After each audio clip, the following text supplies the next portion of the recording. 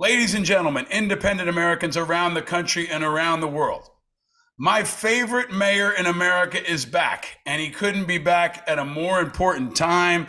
Everything we talked about when he was on last time has come full circle. Independents are at the forefront of the national discussion. They are going to be incredibly important and critical in determining the next president.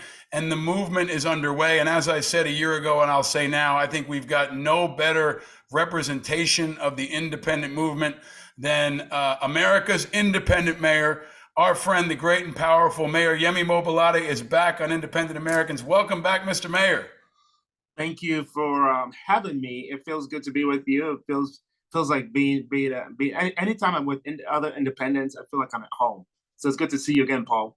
Well, that I think that home is growing, and we need leaders like you more than ever. It went by fast, huh? Doesn't it feel like we were just talking a couple weeks ago? Oh my goodness, it did. I mentioned to you earlier that it feels like we picked up from where we left, just like you and I spoke yesterday. It's a testament to your energy, your leadership, and the good work that you are doing. So thank you for helping us tell the story of many of us that are independents, which, by the way, this is most of America. That we've seen it right now. The case is being made, and I think America is waking up. But let me ask you the question I asked last time. Tell us, please, Mr. Mayor, where are you and how are you? I'm good. I'm tired, but I'm good. The job is hard. The job is good. It's the hardest job I've ever done and the most rewarding job I've ever done.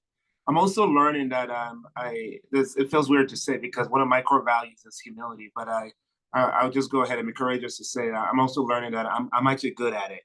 I'm at the right place at the right time.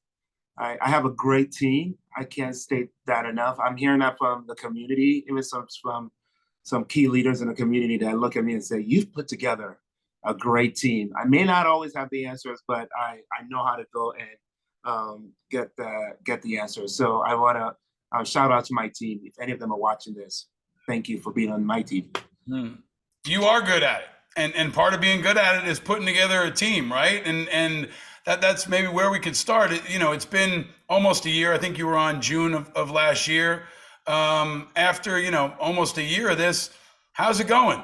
How do you think it's going? How do you feel about this year or so? So far, so good. I mentioned being at the right place at the right time.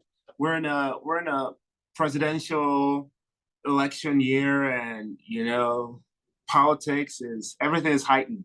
Values, perspective, people on edge, and I feel like even on the local level, it can feel like everything feels heightened politically.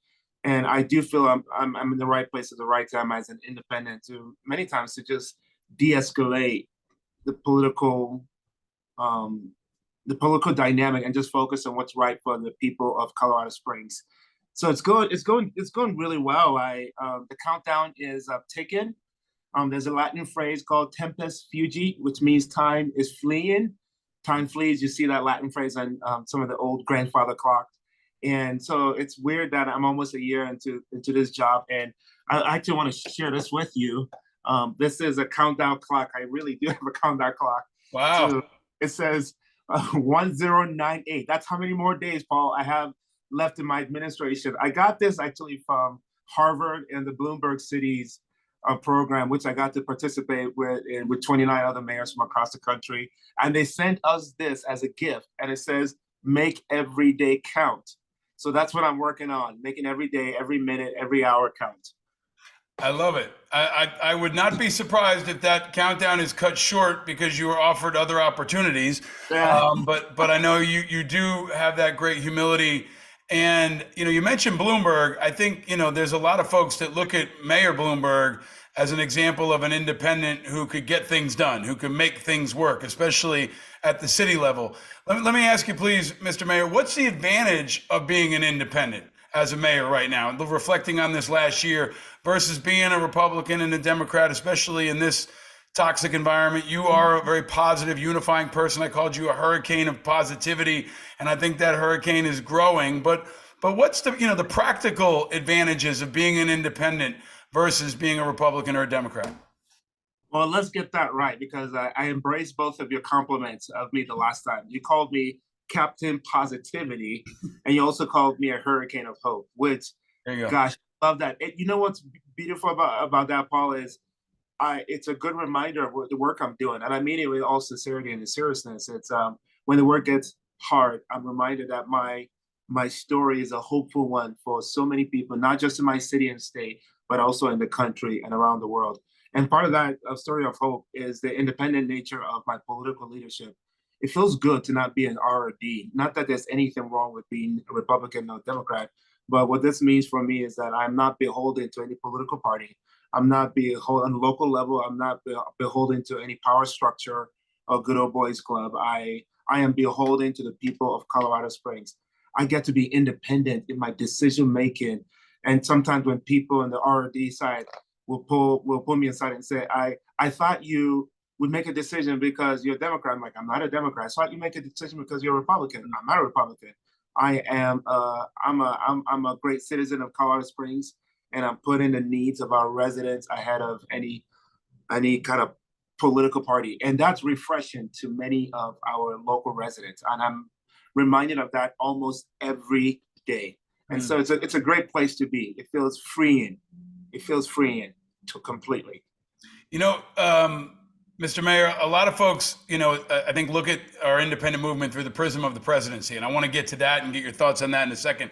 But a lot of folks, who aren't as knowledgeable will say independents can't win, right? That's what you hear a lot. Independents can't win. You have to pick a side. And I think, you've shown that you don't have to pick a side, that you can win, and that you can get things done in a really powerful way. Do you find yourself hamstrung ever where a Democrat or Republican could look to their base and say, hey, I got these guys, I know they're in my corner? It's got to be harder, right? You got to work harder, you got to work Oh longer, yeah, right? Because right. there's no gimmies, right? Can you talk about that? And are you seeing more independence in Colorado? Young people, volunteers, people either that were a part of your campaign or that were part of your staff that are now running themselves as independents because they saw that you can do it? Absolutely. I'm talking to more and more people who want to run as independents. I think my campaign win, and it was a win for for Colorado Springs. It was a win for the great state of Colorado, and more people are saying it can be done. You're right, Paul. It is it is a harder way to go because you don't have a natural tribe, Mm. and sometimes that tribe comes with that vehicle that's able to accelerate you into office. But it's a lot more work, but it's good work. And if you're not willing to do the work, I'd say that you probably shouldn't be in office to begin with. But it is possible to win an independent. It is possible to connect with the hearts and minds of many Americans who are also in this massive middle of independence. Let me just give you some perspective. In the state of Colorado, you probably know this. We have this third political party called U's, which means unaffiliated. So you have Republicans, you have Democrat, and then you have U's. I'm a U. Um, I call us the fastest growing political party in the state of Colorado. We're over 50% now. Unaffiliated, what we're saying is that not that we don't affiliate to anything. We don't want to affiliate to political parties, but we are affiliated to values. We're affiliated to the things that matter and not to the political extremes and the fighting and the division. So we're seeing the use just grow so fast, and it's all thanks to some of the chaos that's happening in our nation. And I'm glad we're seeing a growth in that because sometimes things have to get worse for it to get better. So I do believe that it's going to get better. We're going to get back to the heart and soul of what makes us as Americans, not blue or red, but red, white, and blue. Mr. Mayor, what have you been focused on? What have you gotten done, and what do you want to get done? Can we talk like some brass tacks here? Because I want people to know it's not just hope is not a course of action, as they used to say in the military. You also got to GSD, get shit done. So can you talk about Yes. what you've Hey, been working? you stole it. I was gonna say get shit done, and and I think that's okay for us to say in the podcast. It's not Hey, just part of it is authenticity, right? That's where independents stand out. But what have you gotten done, and what do you want to get done in that 1,000 or so days you got left, as at least in your first term? No, absolutely. And so one of the things I brought with me to city government is this framework called strategic doing. And I'm glad we're talking about getting shit done. It was in my inaugural speech. It was seen in my 100-day plan. And my poor team, they've been working hard. I mean, my communications team is back here. They can attest to how hard they've been working. But it's all about getting things done on behalf of the 500,000 people I am sworn to serve. So I brought this framework called strategic doing. And what it does is that it helps you move plans into action through collaborative relationships and then through measurable actions. And you're looking at those every 30 days. You're reflecting the last 30 days and then looking at the ahead 30 days. And the 5 areas, 5 pillars that we're focused on for this year, and in about 20 items, action items in general. And they're in the areas of public safety. I mean, many cities are dealing with that. When I talk public safety, we're dealing with the issues both upstream and downstream. We're looking at housing solutions. Many American cities are dealing with a rising cost of affordability and housing. And so that's something that we're taking on with new strategies and innovation. Infrastructure is a big one. We're in the middle of that. And if you live in the great state of Colorado, potholes is just an unfortunate reality of the blessings of our weather, of the great Colorado weather. It gets warm, it gets cold, warm, and back and forth. So it creates these cracks in our asphalt. So we're working on that as well. And one of the, actually, in those 5 pillars, I'll tell you one of the things I'm most excited about is the 5th pillar called community activation. And we are taking on things like mental health and behavioral health. And the Surgeon General has warned that social isolation is the biggest public health crisis of our day. And so, you know how we're addressing that? We're doing this summer, we're doing 1,000 neighborhood gatherings across the city. So we're encouraging neighbors. We're encouraging neighbors to party. Come party with Yemi. That's it, right? I mean, I think it's such a great through line because people need, sometimes they don't understand that city's 500,000 people. That's a significant size city, and you're dealing with the issues that they hear about in all the other big cities: Chicago, New York, Miami, LA. But you're also a laboratory, right? You're able to get these things done. You're able to show how government can work and how leadership can work and how bipartisan should work. Let me ask you to zoom out, right? Nationally, folks are thinking about everything from the migrant crisis to Gaza and Israel and Ukraine. But can you look at the national political environment? We've got this showdown now with Biden and Trump. And right now we've got RFK Jr., we've got Jill Stein, we've got Cornel West. Can you give us your assessment of this national clash that we're going to see, where I've said pretty consistently, independents are strong, but we don't really have a great horse to bet on. Can you, honestly, if you were running right now, I think you would do better than RFK Jr. I think, you are truly an independent. You weren't a Democrat, 3 months ago. You're not a 9/11 conspiracist. I mean, there's other pieces, but people want something, and this is what we've got. So in some ways, I think many of us are going to be kind of branded badly with the candidates that are at the national level, right? When they hear independent, they think Jill Stein or Cornel West, one of many I would argue is maybe not even really an independent. They don't know about Yemi Mobolade or even Evan McMullin, or we could talk down ballot. Can you give us your assessment of this national political environment and how independents fit in? Well, you are stretching my political framework because you're talking to a guy who's local. Topophilia, the love of place, is in Greek, and I love this place. But part of living in Colorado Springs is also I'm connected to this place called the United States of America. As everybody else is watching, I'm watching the presidential elections as well, and the one of the challenges that we have, as you've actually named, is just we have this 2-party system. And I don't know, and I appreciate your kind words and that your belief in me that if I could run for president, which I can't because I'm not a born citizen, I'm a naturalized citizen.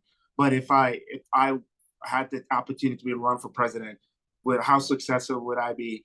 I still question whether or not any independent will have that opportunity, just because it's one thing to accomplish this on a local level. And I don't want to minimize what a feat that was, especially in my city. But the national level, it's a lot harder. And what we lack is the mechanism and the vehicle to take an independent party candidate and move them into the national scene. It's a system that's been kind of hijacked by a two-party system, but part of me is glad to see this massive exodus out of the party system, because I feel like it's going to force the need for maybe a third party, a fourth party, like we had in the mid 1800s. You had the Whig Party, you had all these other parties. It wasn't just two parties, and I think America is ready, and I think we're hungry for other options. So, like everyone else, I'm paying attention. It is my intent to have a good relationship with whoever becomes president. We have a good relationship right now with the White House, and if President Trump is president, we will have a good relationship also under his administration, because ultimately part of being independent is the ability to work across the aisle, work with different political values, different types of leaders, and that's one of the things that I'm most proud of my leadership. It's the ability to work with so many different types of people, as long as they want to work with me as well. Well, Mr. Mayor, first of all, I think I'm one of many who think there needs to be a constitutional amendment to change that restriction on the birthplace of presidential candidates.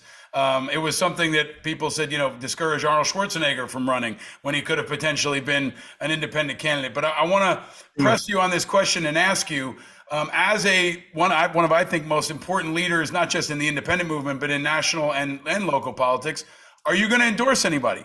Are you going to endorse one of the independent candidates? Are you going to endorse one of the two-party candidates? Are you going to sit it out? What are you going to do? Well, I so appreciate this question, because I felt like you're making me feel really important when you say you're going to endorse someone. I'm like, man, you're going to endorse somebody?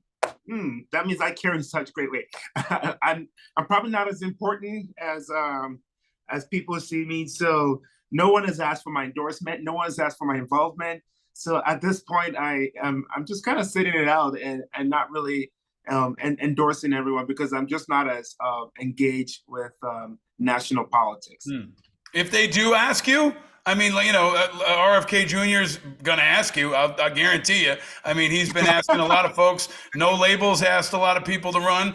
If RFK Jr. asks you, for example, I mean, he's the leading independent in the polls right now.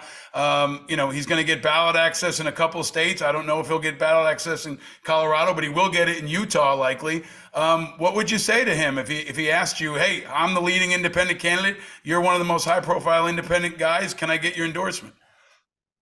I would be flattered, but I do not know him well enough to still endorse him. I would have to do my research, and if that opportunity ever came my way, which I highly doubt. But I ultimately it'd be, if anybody asked me, I'd definitely be flattered. But at this point, I'm really just sitting back and watching. And part of my independent thinking is I want to be able to put Colorado Springs on the map and give my city an opportunity. So I'm looking forward for the ability to work with any of those candidates who become president, and ensure that we have a great working relationship on behalf of the citizens of my city. I know you want to stay out of some of this stuff, but somebody said to me once when I heard someone say, "I'm not into politics," they said, "Yeah, but politics is into you," and and I think that's true of you especially. I mean, right now the dominant story in America is that a former president is being tried, for criminal accusations here in New York. One of what might be many. This is arguably one of the most divisive moments. But do you have any, as a guy who is viewed as someone who is honorable and is trying to bring honor back to politics? We've got a multiple times indicted former president right now standing trial. What are your thoughts on that right now? I love how you said that. I'm writing it down. Bringing honor back to politics. I get good language from you. I'm here to help, man. One team, one fight. In terms of the political landscape, I really don't have much to comment on the former president. I do feel like we're living in. You hear this word a lot, and I even hate to say it, because I felt like it was a word of 2020, unprecedented times. And truly, we are living in unprecedented times, and where we're seeing. I think it's actually quite miraculous to a former president who's running again and being indicted and being sued and still performing as well as um, he is. I had an interview recently with the Washington Post interview with the Washington Post. I had an interview with the Washington Post recently to talk about migrant crisis and my story in Colorado Springs. It was a great story. But I remember at one point in the interview, I think I mentioned something to the team, what do President Trump and I have in common? And I think she kind of looked at me very, very weird. And this is really important. What I'm about to say is really important for. So it's less about President Trump and what he's being indicted for, and some of the political drama around him, but it's what he represents. And I believe, actually, let's go back to Obama before we talk about Trump.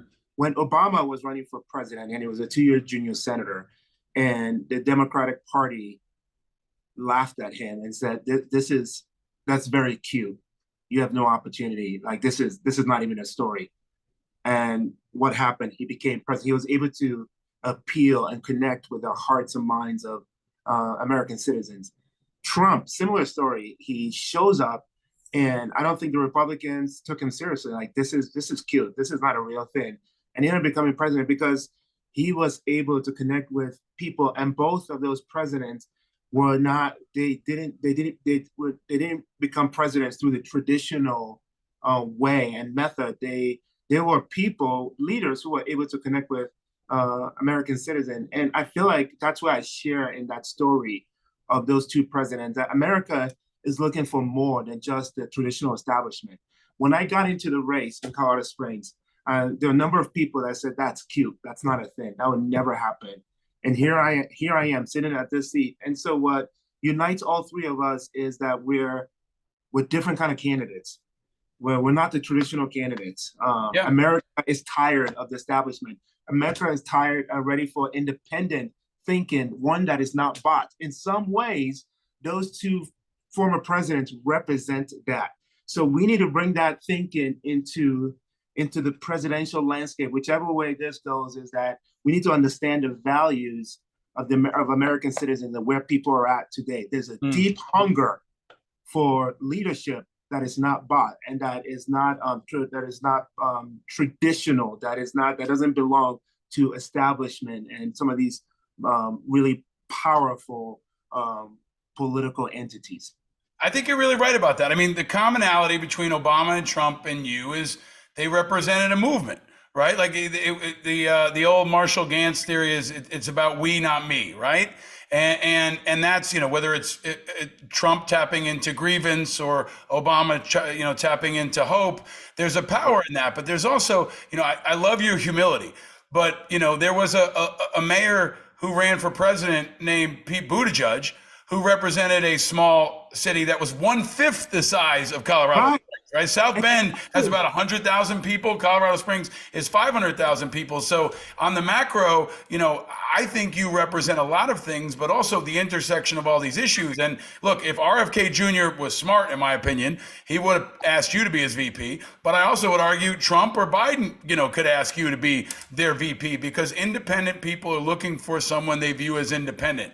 And until they get that, we all want The Rock or someone else to kind of break this glass ceiling and create a movement. I really think that you are the best case study for our movement. I said that in my introduction of you last year. You did. And I still say that now. Do you see any other, to that point, Yemi, you are inspiring, Mr. Mayor, apologies. You are inspiring a movement. Do you see any other independents? Is there like a cool independent club that I'm not invited to yet, where you guys have beers and you're Colorado, maybe you're having Coors, but are there other independents that you've met along the way that you're like, hey, keep an eye out for this guy or this gal that's on their way up or out there doing good work? Well, you can move to Colorado Springs from New York so that we can hang out at my cafe and bar, and we can sit and talk about the future of the independent movement. Our mutual friend Andrew Yang has his independent movement going under Forward Party. Andrew Yang has done a great job connecting his movement with the heart and soul of Colorado residents.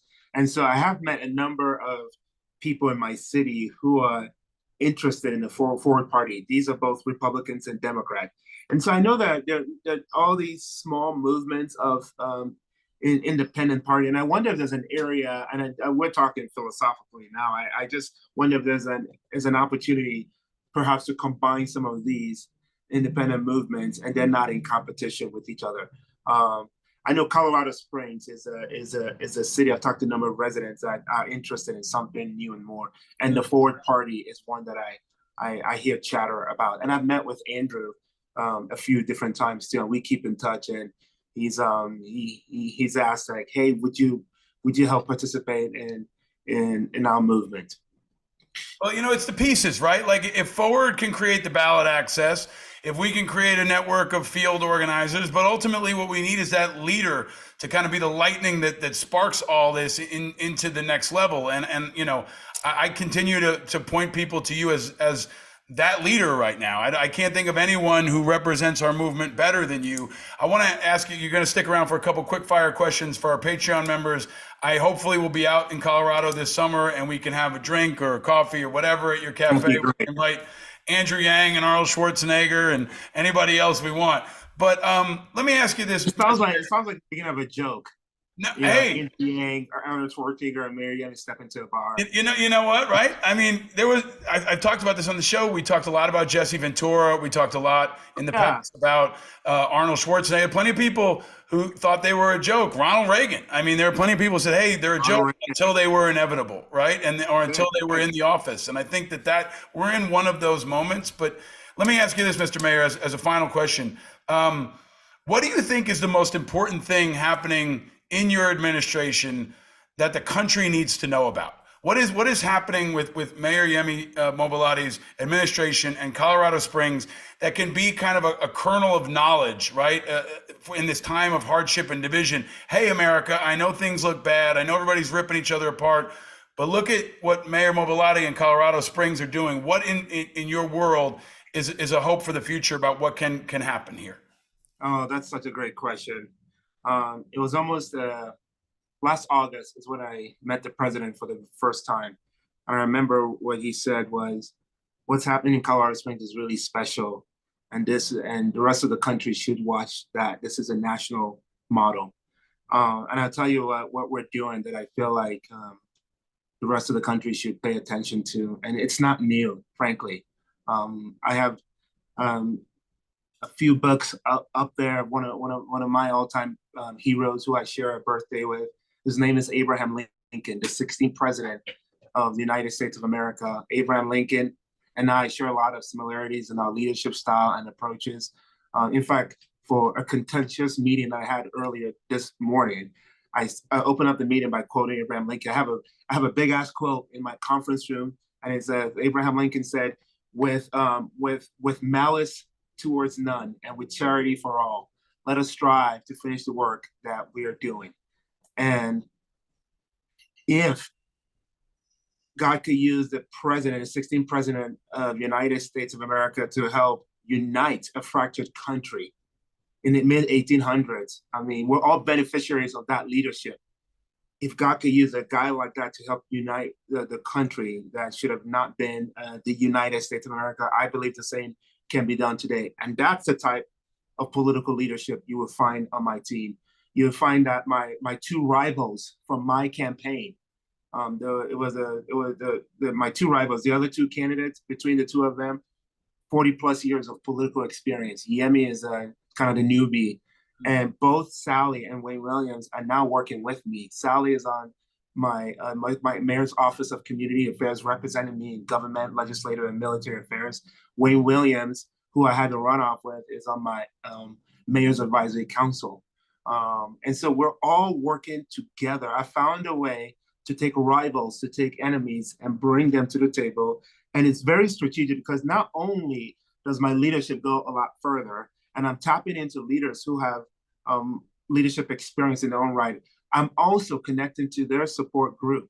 And so all of a sudden, I've expanded my base. I wish we could get back to the days of where, in the mid-1800s, where you have a presidential candidate who is picking a vice president from the other party. Mm-hmm. If we try that, that is true unity. I know the parties talk about unity, but real unity is reaching literally across the aisle and finding a way to work with challengers and enemies. And that's one of the things I'm most proud of my leadership, what we're putting on display, and how we're also raising the next generation of mayors and Yemis and leaders in our community who are watching the right way to this way to lead. I'll end with a quick story here where Wayne Williams, who we were in the runoff together, keep in mind it was an ugly election season. Mm-hmm. And I was in a meeting with Wayne that he had set up, and we were sitting next to each other, and across the table were four business leaders.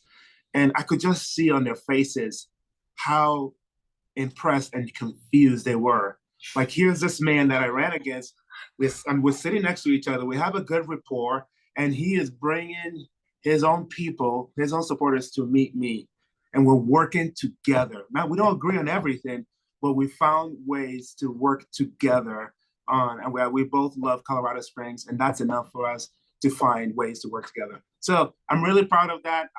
And as part of being an independent, and I really believe that we can restore democracy to our country that way. And democracy is really the welcome and the embracing of different ideas and trying to figure out how to make all of it work for the betterment of our citizens. I love it. I love all of it.